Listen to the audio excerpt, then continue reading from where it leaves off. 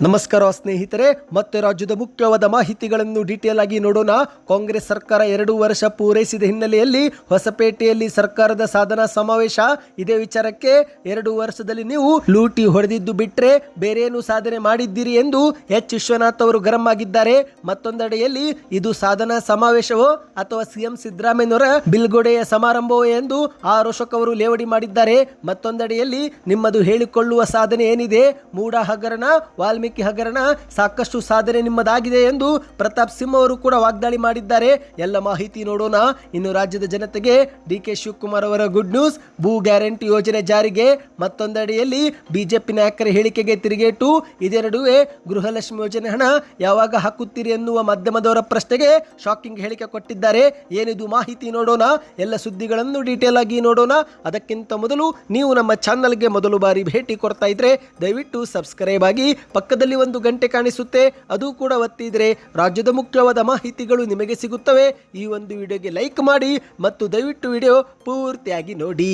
ಬನ್ನಿ ಸ್ನೇಹಿತರೆ, ಮುಖ್ಯವಾದ ಮಾಹಿತಿಗಳನ್ನು ಡೀಟೇಲ್ ಆಗಿ ನೋಡೋಣ.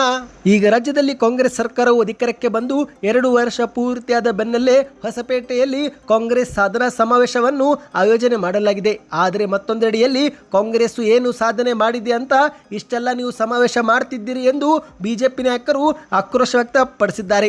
ಈಗ ಮೊದಲಿಗೆ ಬಿಜೆಪಿಯ ಎಂಎಲ್ಸಿ ಎಚ್ ವಿಶ್ವನಾಥ್ ಅವರು ಕೂಡ ಮಾಧ್ಯಮಗಳ ಮುಂದೆ ಪ್ರಶ್ನೆ ಎತ್ತಿದ್ದಾರೆ.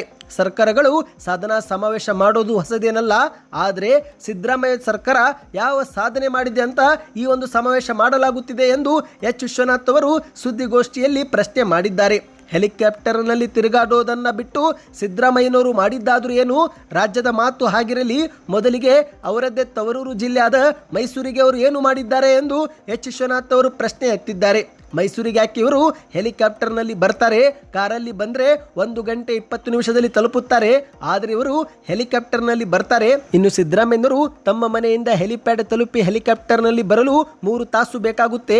ಈ ಒಂದು ಹೆಲಿಕಾಪ್ಟರ್ಗೆ ತಗುಲುವ ವೆಚ್ಚವನ್ನ ನಾಳಿನ ಸಾಧನಾ ಸಮಾವೇಶದಲ್ಲಿ ಸಿಎಂ ಹೇಳುತ್ತಾರೇನು ಎಂದು ಸವಾಲು ಎತ್ತಿದ್ದಾರೆ. ಹೌದು ಗೆಳೆಯರೆ, ಮಾಧ್ಯಮಗಳ ಮುಂದೆ ಎಚ್ ವಿಶ್ವನಾಥ್ ಅವರು ತೀವ್ರವಾಗಿಯೇ ಗರಂ ಆಗಿದ್ದಾರೆ. ಅದೇನು ಸಾಧನೆ ಮಾಡಿದ್ದಾರೆ ಎಂದು ಸರ್ಕಾರ ಸಾಧನಾ ಸಮಾವೇಶ ಮಾಡ್ತಾ ಇದೆ, ರಾಜ್ಯಕ್ಕೆ ಬಿಡಿ, ಮೈಸೂರಿಗೆ ಏನು ಕೊಡುಗೆ ಕೊಟ್ಟಿದ್ದಾರೆ ಹೇಳಲಿ ಎಂದು ಸವಾಲನ್ನ ಎತ್ತಿದ್ದಾರೆ. ಕೇವಲ ಹೆಲಿಕಾಪ್ಟರ್ನಲ್ಲಿ ಬರೋದು, ಹೆಲಿಕಾಪ್ಟರ್ನಲ್ಲಿ ಹೋಗೋದು, ಇದೇ ನಿಮ್ಮದು ಸಾಧನೆನಾ? ಇನ್ನು ನಾಳೆ ನಡೆಯುವ ಸಾಧನಾ ಸಮಾವೇಶದಲ್ಲಿ ನೀವು ಮತ್ತೆ ಜನರಿಗೆ ಟೋಪಿ ಹಾಕಲು ಮುಂದಾಗಿದ್ದೀರಿ.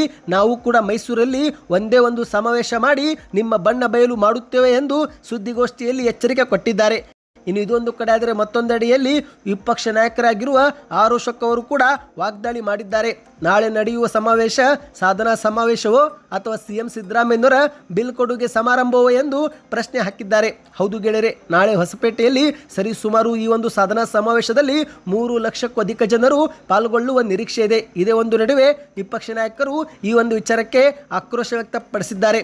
ಹೌದು, ನ್ಯಾಯ ಪೈಸೆ ಸಾಧನೆ ಇಲ್ಲದೆ ಹೋದರೂ ಸಾಧನಾ ಸಮಾವೇಶ ಮಾಡುತ್ತಿರುವ ಕಾಂಗ್ರೆಸ್ ನಾಯಕರ ನಿರ್ಲಜ್ಜತೆ ಅಚ್ಚರಿ ಮೂಡಿಸುತ್ತಿದೆ ಎಂದು ಆರ್ ಅಶೋಕ್ ಅವರು ವಾಗ್ದಾಳಿ ಮಾಡಿದ್ದಾರೆ. ಕಾಂಗ್ರೆಸ್ನ ಬಣಗಳ ನಡವಳಿಕೆ ನನಗೆ ಅನುಮಾನ ಮೂಡಿಸುತ್ತಿದೆ ಎಂದು ಆರ್ ಅಶೋಕ್ ಅವರು ಕಿಡಿಕಾರಿದ್ದಾರೆ. ಮತ್ತೆ ಮುಂದುವರೆದು ಮಾತನಾಡಿ, ಕಳೆದ ಡಿಸೆಂಬರ್ ತಿಂಗಳಲ್ಲಿ ಹಾಸನ ಜಿಲ್ಲೆಯಲ್ಲಿ ನಡೆಯಬೇಕಾಗಿದ್ದಂಥ ಸ್ವಾಭಿಮಾನಿ ಸಮಾವೇಶವನ್ನು ಹೈಕಮಾಂಡ್ ಪ್ರಭಾವ ಬಳಸಿ ಜನಕಲ್ಯಾಣ ಸಮಾವೇಶ ಎಂದು ಮರುನಾಮಕರಣ ಮಾಡಿದ್ದ ಡಿಕೆ ಶಿವಕುಮಾರ್ ಈಗ ಸಾಧನಾ ಸಮಾವೇಶಕ್ಕೆ ಬಹಳ ಉತ್ಸಾಹ ತೋರುತ್ತಿದ್ದಾರೆ. ಇನ್ನು ಮತ್ತೊಂದೆಡೆಯಲ್ಲಿ ಸ್ವಾಭಿಮಾನಿ ಸಮಾವೇಶಕ್ಕೆ ಪ್ಯಾಂಪ್ಲೆಟ್ ಹಂಚಿ ಬ್ಯಾನರ್ ಕಟ್ಟಿ ಅಹಿಂದ ಸಮಾವೇಶ ಎನ್ನುವಂತೆ ಅತ್ಯಂತ ಉತ್ಸಾಹದಿಂದ ಓಡಾಡಿದ್ದಂಥ ಸಿದ್ದರಾಮಯ್ಯನವರ ಬಣ ಈಗ ಉತ್ಸಾಹವಾಗಿದೆ. ಇದೆಲ್ಲ ನೋಡ್ತಾ ಇದ್ರೆ ನನಗೆ ಅನುಮಾನ ವ್ಯಕ್ತವಾಗ್ತಾ ಇದೆ. ಇದೆಲ್ಲವನ್ನು ಕೂಡ ಗಮನಿಸುತ್ತಿದ್ರೆ ಇದು ಒಂದು ರೀತಿ ಔಟ್ ಗೋಯಿಂಗ್ ಸಿದ್ದರಾಮಯ್ಯನವರಿಗೆ ಬಿಲ್ ಕೊಡುಗೆ ಸಮಾರಂಭ ಇದ್ದ ಹಾಗೆ ಕಾಣ್ತಾ ಇದೆ. ಸಾಧನಾ ಸಮಾವೇಶ ವೇದಿಕೆಯಲ್ಲಿನೇ ಸಿದ್ದರಾಮಯ್ಯನವರು ರಾಜೀನಾಮೆ ಘೋಷಣೆ ಮಾಡುತ್ತಾರಾ ಏನು ಎಂದು ಪ್ರಶ್ನೆಯನ್ನ ಮಾಡಿದ್ದಾರೆ. ಇನ್ನು ಇದೊಂದು ಕಡೆ ಆದರೆ ಮತ್ತೊಂದೆಡೆಯಲ್ಲಿ ಪ್ರತಾಪ್ ಸಿಂಹ ಅವರು ಕೂಡ ನಾಳಿನ ಸಮಾವೇಶದ ಬಗ್ಗೆ ಕಿಡಿಕಾರಿದ್ದಾರೆ. ಹೇಳಿಕೊಳ್ಳಲು ಸಾಧನೆ ಏನಿವೆ ಎಂದು ಪ್ರಶ್ನೆ ಎತ್ತಿದ್ದಾರೆ. ಕೊಡಗು ಜಿಲ್ಲೆಯಲ್ಲಿ ಸುದ್ದಿಗೋಷ್ಠಿಯಲ್ಲಿ ಮಾತನಾಡಿದಂಥ ಪ್ರತಾಪ್ ಸಿಂಹ ಅವರು ಸಿಎಂ ಸಿದ್ದರಾಮಯ್ಯ ನೇತೃತ್ವದ ರಾಜ್ಯ ಸರ್ಕಾರ ನಾಳೆ ಹೊಸಪೇಟೆಯಲ್ಲಿ 2 ವರ್ಷದ ಸಾಧನಾ ಸಮಾವೇಶ ಮಾಡ್ತಾ ಇದೆ, ಆದರೆ ಇವರು ಏಕೆ ಮಾಡ್ತಿದ್ದಾರೆ ಎಂದು ಪ್ರಶ್ನೆ ಮಾಡಿದ್ದಾರೆ. ಸರ್ಕಾರದ ಸಾಧನೆ ಹೇಳಿಕೊಳ್ಳಲು ಆದರೂ ಏನಿದೆ ಎಂದು ಪ್ರಶ್ನೆ ಎತ್ತಿದ್ದಾರೆ. ಸಿಎಂ ಅವರ ಬಳಿ ಹೇಳಿಕೊಳ್ಳಲು ಮೂಡಾದ 14 ನಿವೇಶನ ಹಗರಣದ ಸಾಧನೆ ಇದೆ. ವಾಲ್ಮೀಕಿ ನಿಗಮದಲ್ಲಿನ 100 ಕೋಟಿ ರೂಪಾಯಿ ಸರ್ಕಾರ ಲೂಟಿ ಮಾಡಿರುವ ಸಾಧನೆ ಇದೆ. ಇನ್ನು ಸಿಎಂ ಸಿದ್ದರಾಮಯ್ಯನವರು ಹಣಕಾಸಿನ ಇಲಾಖೆಯ ಉಸ್ತುವಾರಿಯಾಗಿದ್ದಾರೆ. ಈ ಮೂಲಕ ಅವರು ಆ ಒಂದು ನಿಗಮದ ಹಣಕ್ಕೆ ಅಪ್ರೂವಲ್ ನೀಡಿದ್ದಾರೆ. ಅದೇ ರೀತಿ ಬೇನಾಮಿ ಖಾತೆಗಳಿಗೆ ಹಣವು ಕೂಡ ವರ್ಗಾವಣೆ ಮಾಡಲಾಗಿತ್ತು. ಅದೇ ದುಡ್ಡಿನಲ್ಲಿ ಲೋಕಸಭೆ ಚುನಾವಣೆಗೆ ಅವರು ಬಳಸಿಕೊಂಡಿದ್ದಾರೆ. ಇದೆಲ್ಲವೂ ಕೂಡ ನಮ್ಮ ಸಾಧನೆ ಎಂದು ಸಮಾವೇಶದಲ್ಲಿ ಹೇಳಿಕೊಳ್ಳಲಿ ಎಂದು ಟಾಂಗ್ ನೀಡಿದ್ದಾರೆ. ಈ ಒಂದು ಹಿಂದೆ ರಾಜ್ಯದಲ್ಲಿ ಬಿಜೆಪಿ ಸರ್ಕಾರ ಅಧಿಕಾರದಲ್ಲಿದ್ದಾಗ ಪೇ ಸಿಎಂ 40% ಸರ್ಕಾರ ಬಿಟ್ ಕಾಯಿನ್ ಹಗರಣ ಎಂಬ ಇತ್ಯಾದಿ ಆರೋಪಗಳನ್ನು ಇವರು ಮಾಡಿದ್ರು. ಆದರೆ ಯಾವುದೇ ಆರೋಪವನ್ನು ಅವರು ಸಾಬೀತು ಮಾಡಲು ಆಗಲಿಲ್ಲ. ಗ್ಯಾರಂಟಿ ಯೋಜನೆಗಳ ಆಮಿಷವೊಡ್ಡಿ ಸಿದ್ದರಾಮಯ್ಯ ಸರ್ಕಾರ ಅಧಿಕಾರಕ್ಕೆ ಬಂದಿದೆ. ಬರೀ ಸುಳ್ಳುಗಳನ್ನು ಹೇಳಿ ಅಮಾಯಕ ಜನರಿಗೆ ಮೋಸ ಮಾಡಿದೆ. ಹೀಗಾಗಿ ಏನೂ ಅಭಿವೃದ್ಧಿ ಮಾಡದೆ ಸಾಧನೆ ಹೇಳಿಕೊಳ್ಳಲು ಸಾಧನೆ ಸಮಾವೇಶ ಯಾಕೆ ಮಾಡ್ತಿದ್ದೀರಿ ಎಂದು ಸರ್ಕಾರವನ್ನ ತರಾಟೆಗೆ ತೆಗೆದುಕೊಂಡಿದ್ದಾರೆ. ಒಟ್ಟಿನಲ್ಲಿ ಸ್ನೇಹಿತರೆ, ನಾಳೆ ನಡೆಯುವಂತಹ ಈ ಒಂದು ಸಮಾವೇಶದ ವಿರುದ್ಧ ಬಿಜೆಪಿ ಮತ್ತು ಜೆಡಿಎಸ್ ನಾಯಕರು ಆಕ್ರೋಶ ವ್ಯಕ್ತಪಡಿಸುತ್ತಿದ್ದಾರೆ. ಇನ್ನಿದೀಗ ಮತ್ತೊಂದು ಮುಖ್ಯವಾದ ಮಾಹಿತಿಗೆ ಹೋಗೋಣ. ಈಗ ರಾಜ್ಯದ ಜನತೆಗೆ ಡಿಸಿಎಂ ಡಿಕೆ ಶಿವಕುಮಾರ್ ಅವರು ಒಂದು ಗುಡ್ ನ್ಯೂಸ್ ಕೊಟ್ಟಿದ್ದಾರೆ. ಹೌದು, ನಾಳೆ ನಡೆಯುವಂತಹ ಸರ್ಕಾರದ ಸಮಾವೇಶ ಕೇವಲ ಸಮಾವೇಶವಲ್ಲ. ಇದೇ ಒಂದು ಸಮಾವೇಶದಲ್ಲಿ ಭೂ ಗ್ಯಾರಂಟಿ ಯೋಜನೆ ಜಾರಿಗೆ ಮಾಡುತ್ತೇವೆ ಎಂದು ಡಿಕೆ ಶಿವಕುಮಾರ್ ಅವರು ಹೇಳಿದ್ದಾರೆ.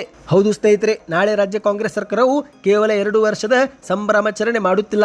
ಬದಲಿಗೆ ಜನರಿಗೆ ಇದೇ ಒಂದು ಸಮಾವೇಶದಲ್ಲಿ ಭೂ ಗ್ಯಾರಂಟಿ ಯೋಜನೆ ಜಾರಿಗೆ ಮಾಡುವ ಮೂಲಕ 1 ಲಕ್ಷಕ್ಕೂ ಹೆಚ್ಚು ಜನರಿಗೆ ಭೂ ದಾಖಲಾತಿ ಪತ್ರ ನೀಡಿ ಋಣ ತೀರಿಸುವ ಕೆಲಸ ನಾವು ಮಾಡುತ್ತಿದ್ದೇವೆ ಎಂದು ಡಿಕೆ ಶಿವಕುಮಾರ್ ಅವರು ಮಾಧ್ಯಮಗಳ ಮುಂದೆ ಉತ್ತರ ಕೊಟ್ಟಿದ್ದಾರೆ.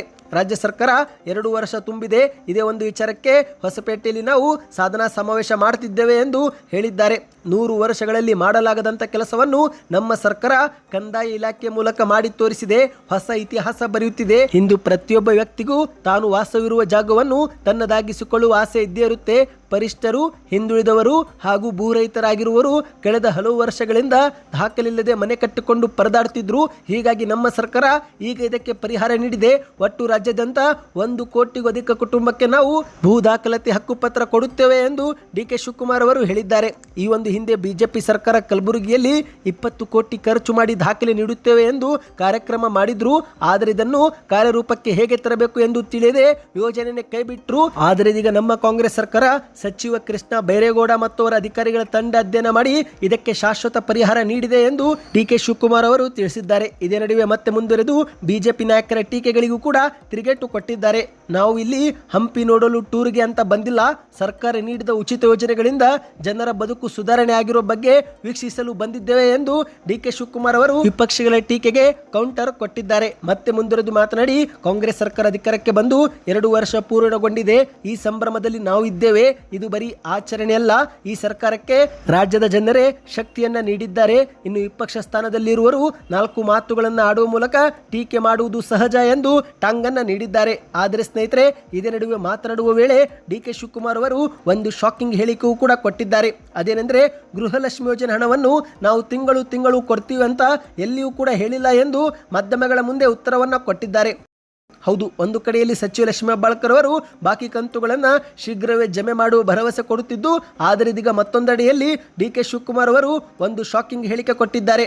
ಹೌದು, ಮಾಧ್ಯಮದವರು ಗೃಹಲಕ್ಷ್ಮಿ ಯೋಜನೆ ಹಣ ಕಳೆದ 3 ತಿಂಗಳಿನಿಂದ ಬಂದಿಲ್ಲ ಸರ್, ಗೃಹಲಕ್ಷ್ಮಿ ಯೋಜನೆ ಹಣ ಯಾವಾಗ ಬರುತ್ತೆ ಸರ್ ಎಂದು ಕೇಳಿದ್ದು. ಇದಕ್ಕುತ್ತರಿಸಿದಂತ ಡಿಕೆ ಶಿವಕುಮಾರ್ ಅವರು, ನೋಡ್ರಿ, ನಾವು ಎಲ್ಲಿಯೂ ಕೂಡ ಗೃಹಲಕ್ಷ್ಮಿ ಯೋಜನೆ ಹಣವನ್ನು ಪ್ರತಿ ತಿಂಗಳು ಕೊಡ್ತೀವಿ ಅಂತ ಹೇಳಿಲ್ಲ. ನೀವು ಟ್ಯಾಕ್ಸ್ ಕಟ್ಟುತ್ತಾ ಇರಬೇಕು, ನಾವು ದುಡ್ಡು ಕೊಡ್ತಾ ಇರಬೇಕು ಎಂದು ಉತ್ತರವನ್ನ ಕೊಟ್ಟಿದ್ದಾರೆ. ಈಗ ಯಾರೋ ಕಾಂಟ್ರಾಕ್ಟ್ ಮಾಡ್ತಾ ಇರ್ತಾರೆ ಎಂದಿಟ್ಟುಕೊಳ್ಳಿ, ಅವನು ಕೆಲಸ ಮಾಡಿದ ಮಾರನೇ ದಿನವೇ ಹಣ ಬರುತ್ತಾ ಎಂದು ಪ್ರಶ್ನೆ ಮಾಡಿದ್ದಾರೆ. 2 ವರ್ಷ, 1 ವರ್ಷ, 3 ವರ್ಷ, 4 ವರ್ಷ ಹೀಗೆಲ್ಲ ಆಗ್ತಾ ಇರುತ್ತೆ. ಅದೇ ರೀತಿ ಇದು ಕೂಡ ಆಗುತ್ತೆ ಎಂದು ಹೇಳಿಕೆ ಕೊಟ್ಟಿದ್ದಾರೆ. ಇನ್ನು ಮಾಧ್ಯಮದವರು ಚುನಾವಣೆ ಸಮಯದಲ್ಲಿ ನೀವು ಹೀಗೆ ಹೇಳಿಯೇ ಇರಲಿಲ್ಲ ಎಂದು ಪ್ರಶ್ನೆ ಎತ್ತಿದ್ದು, ಆಗ ಅದಕ್ಕೆ ಉತ್ತರ ನೀಡಲು ಡಿಕೆ ಶಿವಕುಮಾರ್ ಅವರು ನಿರಾಕರಿಸಿದ್ದಾರೆ. ಒಟ್ಟಿನಲ್ಲಿ ಸ್ನೇಹಿತರೆ, ಗೃಹಲಕ್ಷ್ಮಿ ಯೋಜನೆ ಹಣಕ್ಕಾಗಿ ಕಾದು ಕುಳಿತವರಿಗೆ ಮತ್ತೆ ಶಾಕಿಂಗ್ ಸುದ್ದಿ ಸಿಕ್ಕಂತಾಗಿದೆ. ಸದ್ಯಕ್ಕೆ ಎಷ್ಟೇ ಇತ್ತು. ಈ ಎಲ್ಲ ಮಾಹಿತಿಗಳು ಇಷ್ಟವಾಗಿದ್ದರೆ ವಿಡಿಯೋಗೆ ಲೈಕ್ ಮಾಡಿ, ನಿಮ್ಮ ಮನಸ್ಸಿಗೆ ಕಮೆಂಟ್ ಮಾಡಿ. ವಿಡಿಯೋ ಇಷ್ಟವಾಗಿದ್ದರೆ ಸೂಪರ್ ನ್ಯೂಸ್ ಎಂದು ಕಮೆಂಟ್ ಮಾಡಿ ಮತ್ತು ಪ್ರತಿಯೊಬ್ಬರು ಈಗಲೇ ನಮ್ಮ ಚಾನಲ್ಗೆ ಸಬ್ಸ್ಕ್ರೈಬ್ ಮಾಡಿ.